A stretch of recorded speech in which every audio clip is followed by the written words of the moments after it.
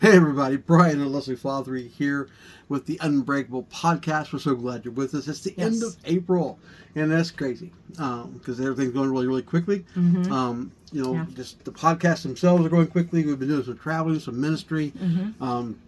This past week, our youngest daughter, moved out of the house, not permanently, but for the next few months.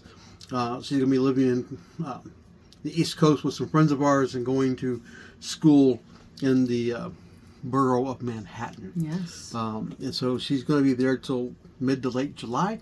So we'll miss her, but she's going to be gone. And that kind of transitions us into, I keep blocking my wife, making her face look dark because she's going to yell at me. For those of you that are listening, I'm blocking the light with the video. Anyway, we're just being playful today. The fact that we have let her go do that transitions well in what we're talking about today. All month we've been talking about raising babies, raising toddlers, raising teenagers, and now we're talking about releasing adults. Yeah.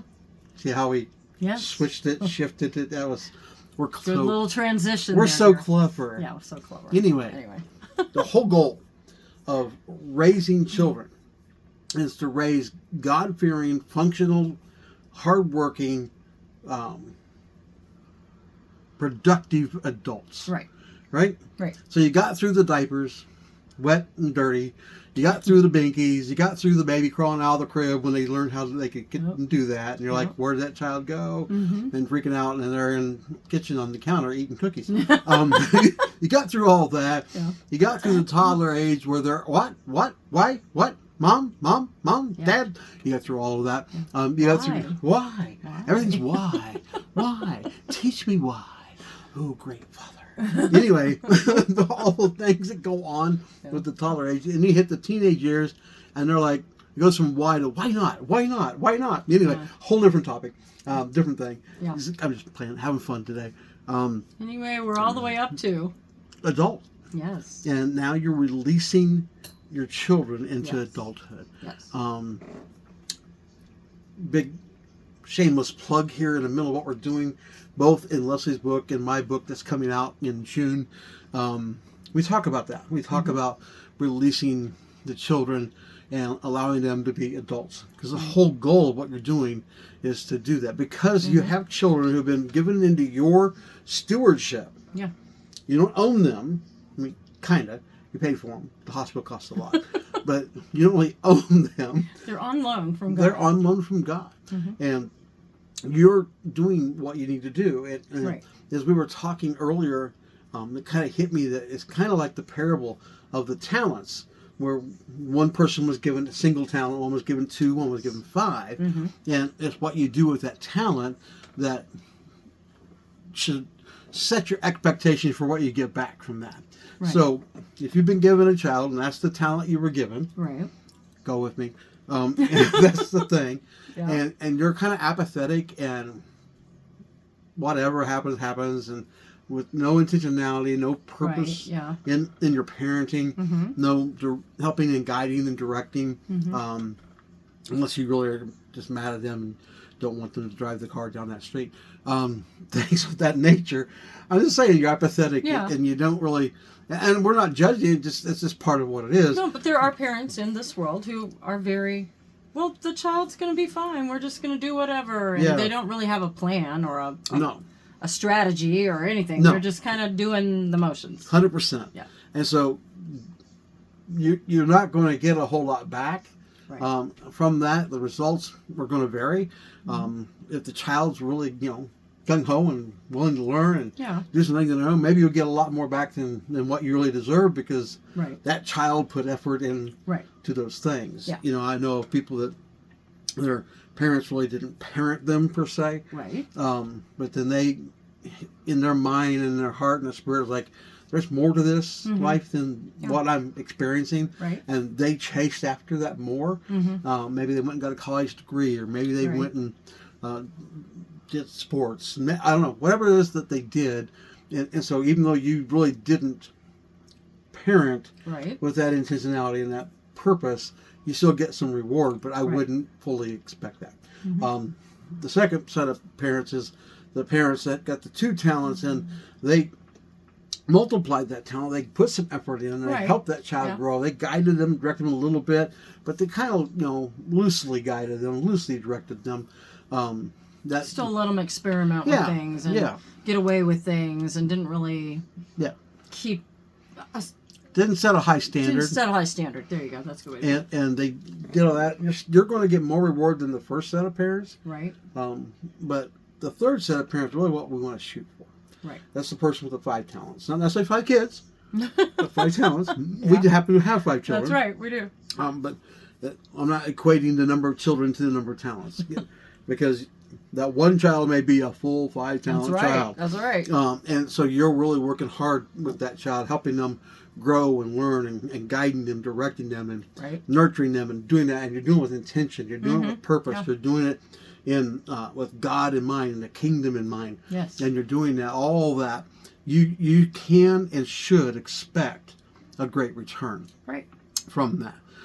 That great return is not necessarily, it's not going to be more children.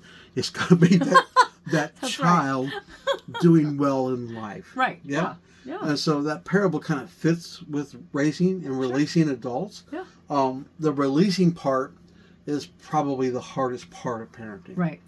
Because you've worked, you've prayed, you've cried, you've taken care of boo-boos and cuts and scrapes, and maybe the kids got some scars because they did something stupid or just accidental.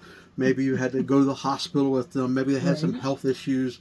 Maybe they had some mental health issues. Maybe they had some things that you had to work through with them. Right. And so you've gone through all of that. Yes. And now you've got them to 18, 20, 21 years of age. Right. And they're like, Mom, Dad, I'm out of here. Yeah. I'm going to say it that way. They're more gentle to us than we are to them. And they're like... No, but they're like, oh, I'm so excited about this, and I'm going to go and do this, and I'm off to do, my life. I'm off to go do my thing. We literally are experiencing that right now with our youngest. Yeah. We've known for a while what she wants to do and how she wants to do it. And she wants to use what she's learning to be impactful to the culture for God's kingdom and reach lives for Jesus.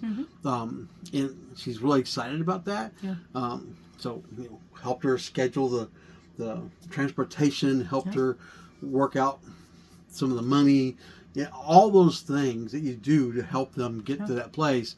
And now she got there just a couple of days ago at the time of this recording, and she is getting herself acclimated to her new living arrangements. She's to the town that she's going to be living in. She's going to be commuting on the weekends to this school, and went in today and did a tour of the school and all those kinds of fun things. So she has begun that adventure, and we've been on a mass text and messenger thing all day with her, and pictures of her and our friend with her on the rooftop of the building she's going to be learning in, yada, yada, yada, yada. So we're literally, when we're doing this podcast episode, we're literally in the middle of what we're talking to you about today. So this isn't something that we've read from a book, though we've read a lot of books.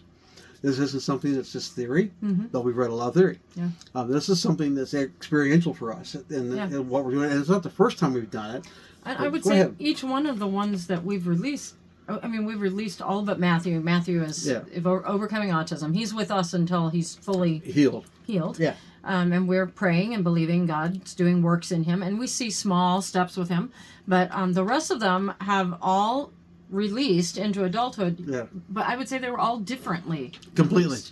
The first one, she was ready, gung-ho to go live her life, and she was out going to do it, and she ended up coming back for just a short amount of time, and God joined her to her spouse, or about to be spouse then, and they got married and started a family, and that was totally not how she was planning. No, it wasn't. To release into adulthood. Right. That was not in her brain, in her way of thinking.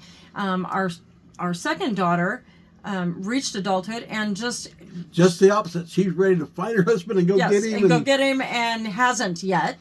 And that's something that we're praying about right now. But she ended up digging deeper into what she had already begun in high school, and her adulthood has become more of doing the writing that she loves and pouring her life out into books and stories and that kind of thing. And she's become an author, a well-published author. Even though she still lives at home because she's not really got anybody else to go live with right now. She's just waiting on her prince. And she's content to stay with us until the right guy comes along and takes her out of here. And then she'll be gone. But she is fully an adult, and we still treat her like an adult, and she has to make up her own mind about things and just make her own decisions, and she willingly is in our home, and she willingly helps with what goes on in the house and all of that. Our son, our oldest son, child number 3, he launched into adulthood, I think, mainly by being employed. He just jumped into working full time and started learning the ropes of how to provide for himself, for a family. He's worked on saving money, worked on doing being responsible with his paid job, for his own college. He's paid for his own cars. He's he helps us. I think he pays more than we do for things we do around the house a lot of times. He's a giving, generous kind of young man. So even though he's still with us, he's working outside the house. He's got a social a life with friends and that he hangs out with. He's going to be in a wedding or two coming up in a couple of months where buddies are getting married. He's not married yet, and he's just not looking. He's looking. He's just he found a girl that he thought might be it and started talking to her. And he said, "Mom," she opened her mouth, and it just wasn't going to work. And it wasn't how she talked. It was what she talked about. What she talked about. Nope, he's like, "Yeah, we won't be compatible." Even though she was cute and all that, he was like, "Yes, maybe God brought her." And then he's like, no. "Not so much."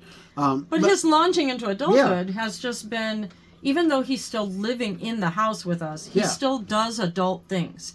He goes out, he lives his life. We've helped him with decisions. Yes. But he has to make the ultimate decision of what he's going to do, how he's going to spend his money, how he's going to spend his time. Right. And he's very responsible and doing all the things an adult does, even though his home is just still here with us. Yeah. And then our Matthew, who's on the autistic spectrum, he's reached adulthood. He's an adult. He does some adulting some things with his artwork. He draws. He does some things. He goes to his computer and watches videos and cartoons and old VeggieTales and old Bibleman things, and then he draws from memory all this stuff, and then he'll draw pictures from things he sees, and that's kind of become his work in a way, and he loves to do it. He loves to do that. And then, of course, our youngest that we were just talking about. Abby's launching by doing something totally different than the others. Yeah. Because where the others went to a Bible college for a year, Abby is just going to trade school with the purpose of doing some missionary-like work, when she gets out. But anyway, it's just really a different scenario for each child, yet they all reach adulthood. 100%. And we've talked about this before on other previous episodes, different things, podcasts we've done. And Leslie said something that was really important that you could skim over if you're not paying any attention. And she talked about how even though some of our children still live in the house with us, we don't treat them as our child anymore. Right. We treat them as adults. Right. With their own schedule. How do we do that? How do we do that? We allow them to come and go as they need to come and go for work or social aspects that they're doing. Yeah. We ask them to be considerate of everybody else in the house and just communicate with us when they're coming and going. Right. If they're going to be late, that's cool. They just need to let us know, especially if it's going to be after 10:30, they're going to come home at 11:30 midnight. They're like doing that, or they're going to go stay somewhere for the night or for the weekend. Scott's went with friends a few times and just went and did things. He's gone and done some crazy stuff with some of them. Not negative, bad stuff, just crazy stuff. He went with some friends who are poker players, and they spent the weekend at a poker tournament. And he played up to a certain level because he's not a high risk guy. So he's tight with his money. He wasn't about to risk some of the money some of these guys were risking. But he played and had fun, and he won some money, and that made him happy. Mostly he just was like hanging out with his buddies. And so they come and they go. We give them the freedom to do that. Yeah. we expect them to work and put in, whether it's like Megan is more, she takes care of the whole house. She does. While we are doing other things. She's caring for the home, so she's working that way. The others go outside of the house to work and they give into the house, in the household needs. Right. We're not charging them rent or anything like that. They just give what they feel like they need to give. We haven't put a number on that. I know some people do. We didn't do that. We also did when they hit 18, 19 years old, say, that's it, you're out of here. We didn't do that. No. We gave them a lot of grace, and we're still giving them a lot of grace. Right. But we wanted them to be adults in the process. Right. And so we had those. When our oldest left home and went to Bible school, and was, we had moved back to Illinois by that point, right? Yep. Okay. And so she went back to Bible school back in Texas, where we had lived for several years, and way away from, like 20 hours away from where we're at. And we dropped her off, come back, and I'll talk about that in a minute. And that's part of the releasing. And so we get back, and I was having a conversation. She came back from school. Yeah. And everything we were talking about, we gave her the freedom to come and go, do what she needed to do, and she just let us know her schedule. And she came and went as she went until she found her husband to be at that point, which was a few months later, and that process began. But I sat down with the other children because they're not that far behind her in age. Right.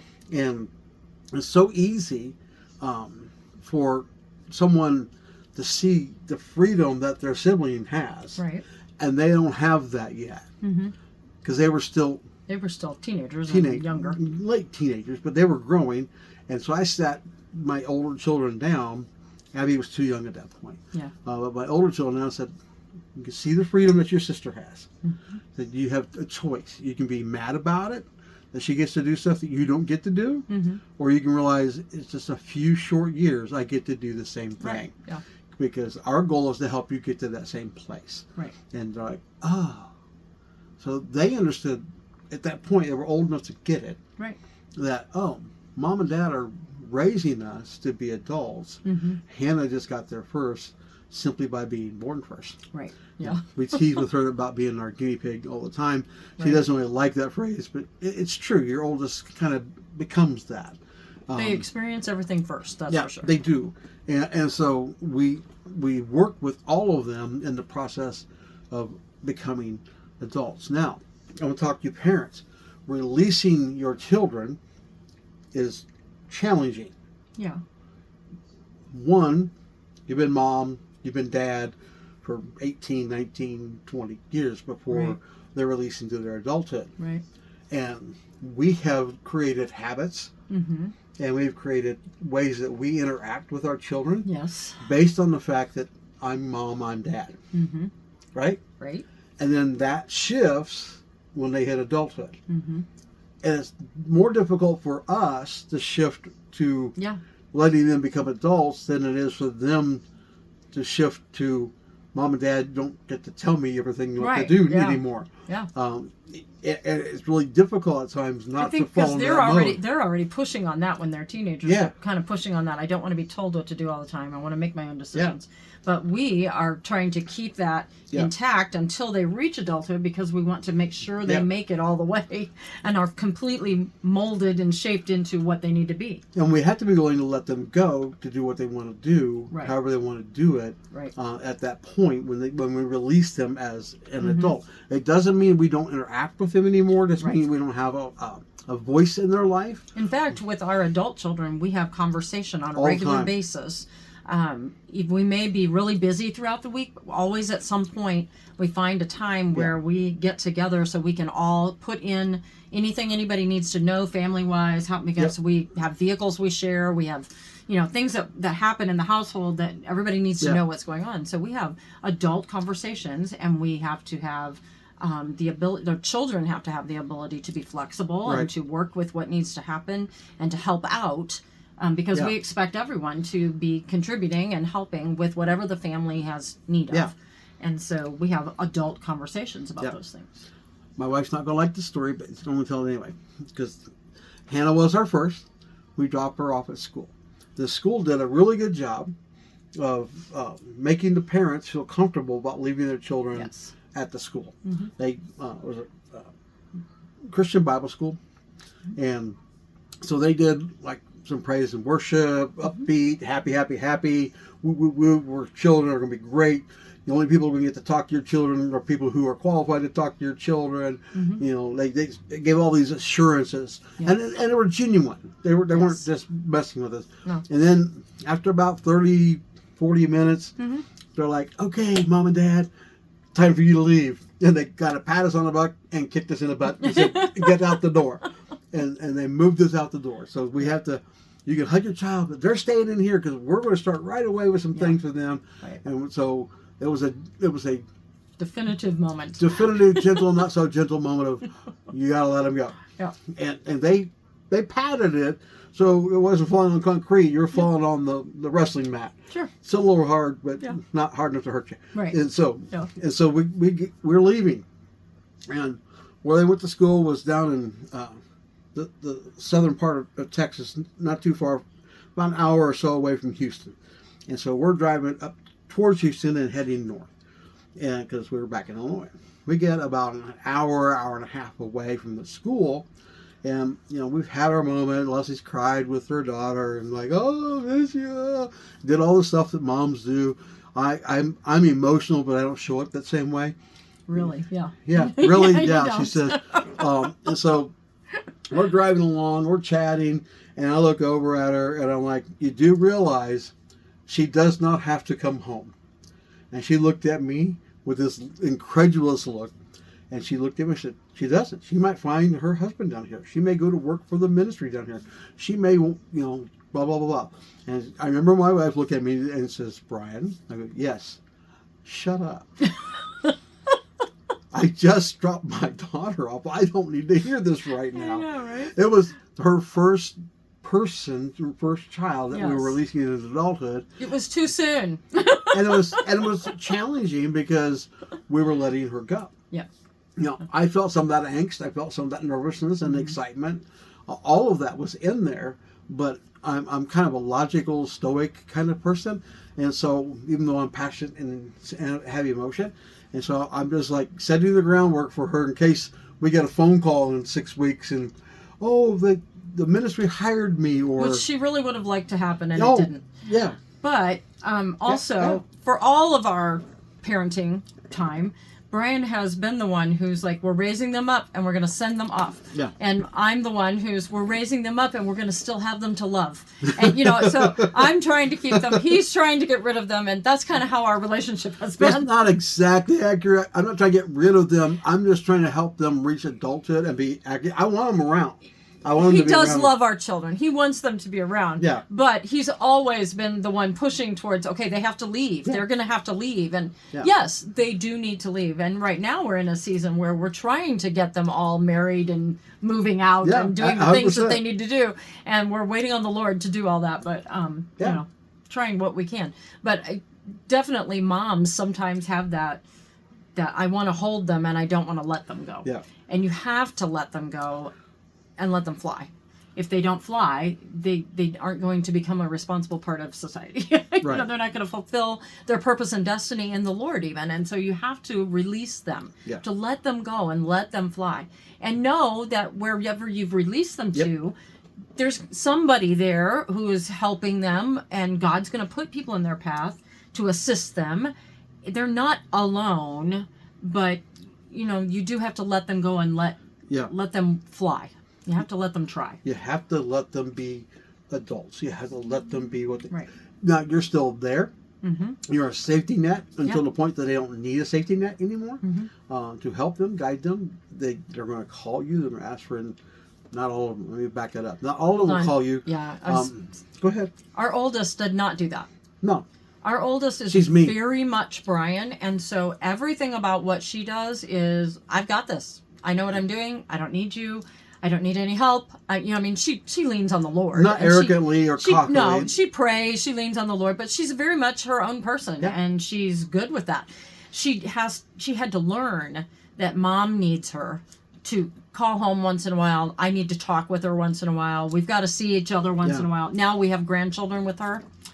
We need to see them once in a while, you know. So she's kind of gotten into that now. She's a little better at it, but we still don't hear from her like near as much as we do the other girls. No, not at all. The other girls are like, every day, all the time. Yeah. Not Hannah. Yeah, but with my oldest, I've actually called her at school and said, you need to call your mom.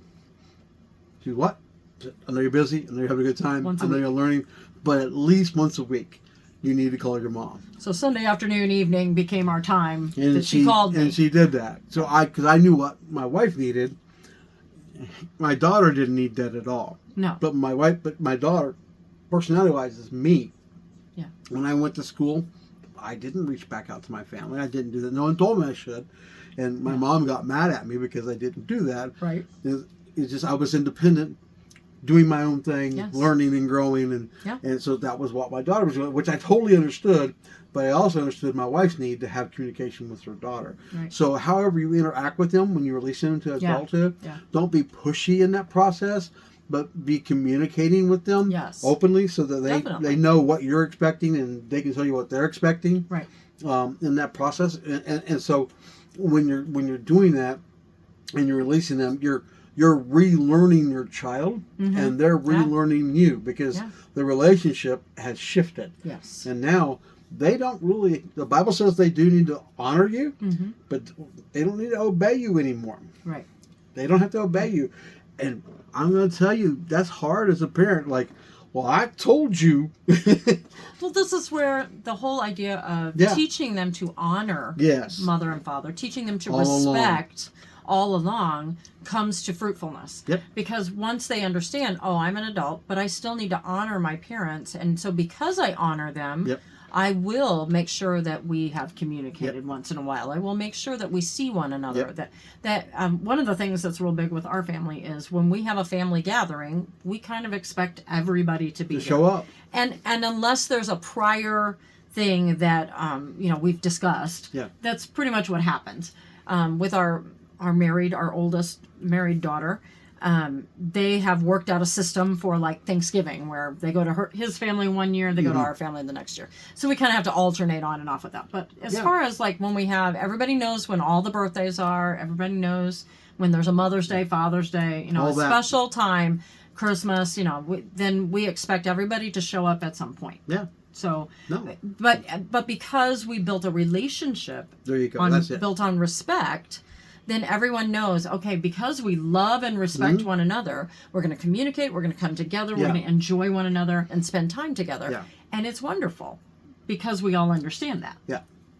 And again, we're letting them set the boundaries because we set boundaries for them up until they become an adult. Right. And then once they become an adult, they have to set boundaries, for their marriage, for their children, for their family, even including us. Right. A boundary to us, and we have to respect those boundaries. Right. It could be time. It could be the things they watch or don't watch or listen to or don't listen to. Yeah. It could be, I'll give you an example, a couple of times they've come over for whatever, and when they come in the door, my daughter's like, my children don't get any screen time because they did some things they shouldn't do, so they can't get off on screens. They can't use your tablet, they can't use your phone, they can't get on your laptop. All of which they want to do. So. Yeah. So they're like, hey, they call me Papa. I'm like, hey, Papa, can I use your tablet and play blah, blah, blah, blah? I'm like, I'm sorry, your mom said no screen time. I know, it's a bummer, but I'm going to, and I reinforce what their parents have said. Right. Because I'm not there to contradict them. Now that they're adults raising their family, I'm there to support them and supplement them in the way we reach out and touch and help. Right. And that's a whole nother podcast. It is. Yeah, we're not going to. We just want to encourage you. If you're at that stage, we're at that stage.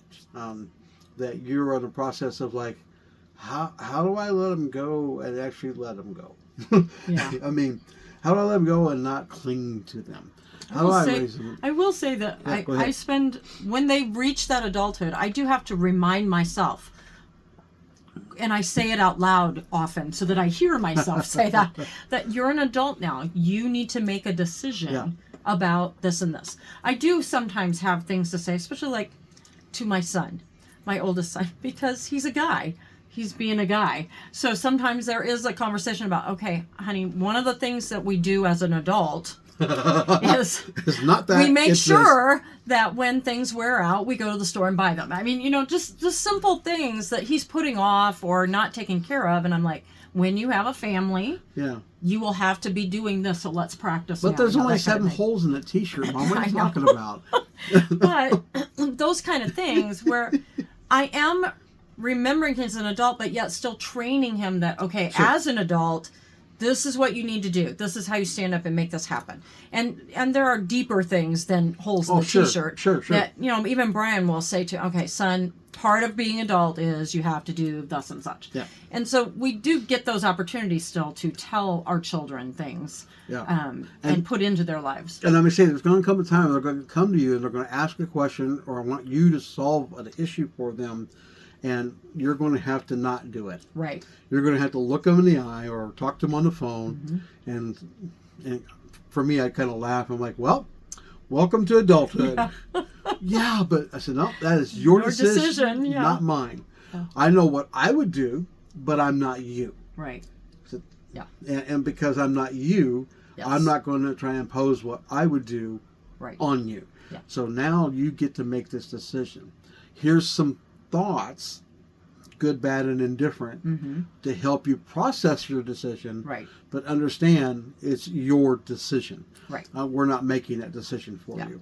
And they're like, adulting is horrible. And we're like, yeah, we know. But welcome to it. Yeah. So that's part of the releasing as well. Yeah. Anything else? Because we're kind of running over on time. I think that's good. All right. Pray for the parents that are not the ones that are joyfully like, get the heck out of Dodge, but for the ones that are struggling with, that's my baby. I got to let my baby go where. Lord, we just thank you and praise you for giving us life and for giving us children. Father, we thank you that you're helping us to raise them. You're helping us to bring them up in the nurture and admonition of the Lord. And Father, you are also the one who helps us when they reach adulthood to release them to you again and allow what you've planned for them in their destiny to come out and come forth. And so, Lord, I pray for the parents who have children at that age right now.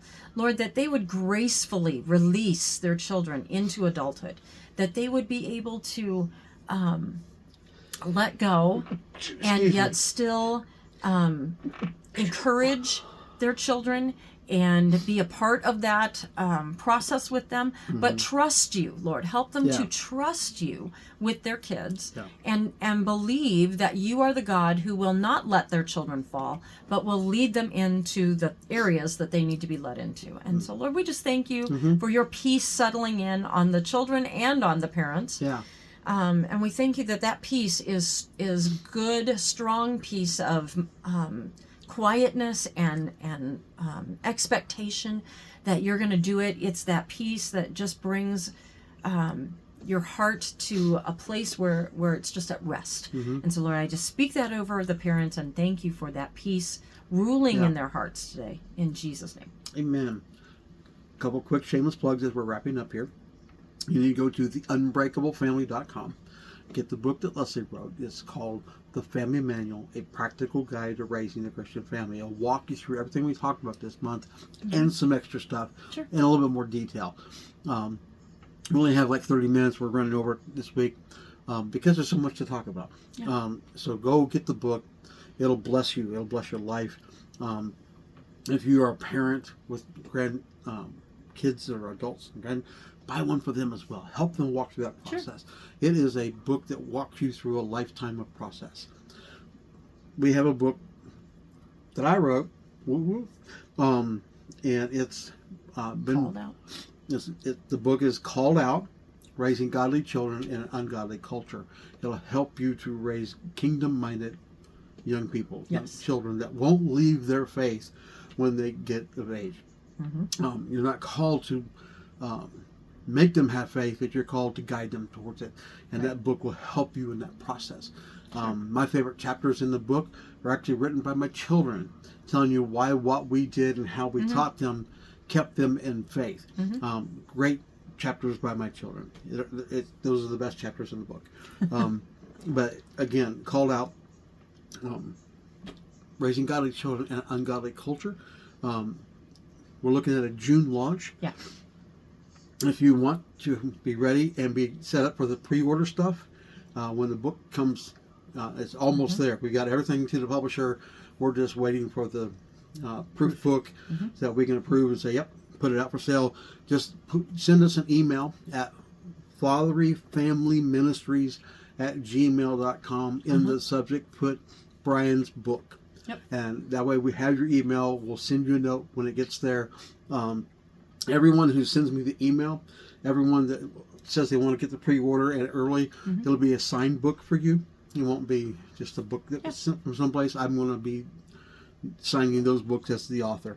And so we'll let you know when those are available and when they hit the website. Yep. Right? All right. With that said, we are so glad that you've been listening to us, been hanging out with us, watching us on YouTube, doing all the things. Be sure to like, share, and subscribe on all the platforms for us. Comment, let us know how we're doing. We will take the negative comments too. Please don't troll us if you're out there doing stupid things. Don't do that, please. We're asking nicely, because I'm just going to delete your comment at that point. Otherwise, do all the things. All right? My wife's bumping me saying, wrap it up. Land the plane. Sorry, Ann. We love you. We pray for you every single week. And we're believing for God to do great things for you here in 2025. With that said, we will talk to you soon. And goodbye for now.